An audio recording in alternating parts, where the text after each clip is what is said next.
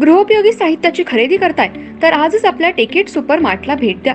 कडधान्य, डाळी, साबण, ब्रँडेड कपडे, शूज, सायकल, कॉस्मेटिक्स हे सर्व मिळण्याचं एकमेव ठिकाण म्हणजेच टेकेट सुपर मार्ट।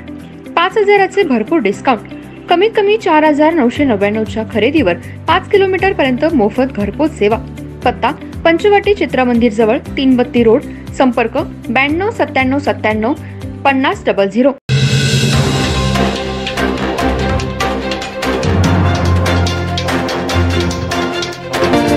नमस्कार, मी तेजस्विनी मगदूम। एम मराठीमध्ये आपल्या सर्वांचं स्वागत आहे। पाहूया ठळक घडामोडी। इचलकरंजी शहरातल्या शहापूर इथं एका खासगी शाळेतल्या विजय कुंडलकर या नराधम शिक्षकानं एका 12 वर्षाच्या मुलीवर अत्याचार केला होता। त्यानं शाळेमध्ये सुद्धा असा प्रकार केलाय का याचा तपास पोलीस घेत आहेत। अधिक तपास शहापूर पोलीस करतायत। इचलकरंजी शहरात 12 वर्षाच्या मुलीवर एका नराधम शिक्षकानं तिच्याच घरी जाऊन आईला जीवे मारण्याची धमकी देऊन अत्याचार केला होता। शिक्षक विजय कुंडलकर याच्यावर शहापूर पोलीस ठाण्यात गुन्हा सुद्धा दाखल झालाय। तो सध्या पोलीस कोठडीत आहे। शहरातील नामांकित शाळेत तो गेल्या 6 ते 7 वर्षांपासून शिक्षक म्हणून मुलांना शिकवत होता। विजय कुंडलकर यानं शाळेमध्ये असा प्रकार केलाय का याचा सुद्धा तपास शहापूर पोलीस घेत आहेत। त्यांनी शाळेत सुद्धा असा प्रकार केला असल्याची चर्चा सध्या पालक वर्गामध्ये होतीये।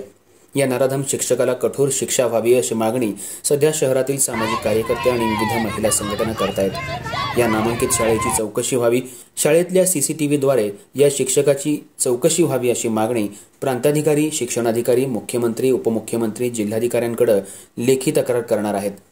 विजय कुंडलकर यानं शाळेतील अन्य मुलींसोबत असा प्रकार केलाय का याचाही तपास पोलिसांमार्फत घेतला जातोय। विजय कुंडलकरची सध्या कसून चौकशी पोलीस करतायत। त्याला तपासासाठी घटनास्थळी आणि शाळेत घेऊन जाणार असल्याचं पोलिसातून बोललं जातंय। शाळेच्या संस्थापकासह शिक्षकांची सुद्धा चौकशी होणार आहे। यात कुणीही दोषी आढळलं तर त्यांच्यावर कठोर कारवाई करणार असल्याचा इशारा पोलीस प्रशासनानं दिलाय। विजय कुंडलकर याच्या विरोधात सध्या पोक्सो बाल लैंगिक अत्याचार आणि विविध गुन्ह्यांखाली शहापूर पोलीस ठाण्यात गुन्हा दाखल झालाय।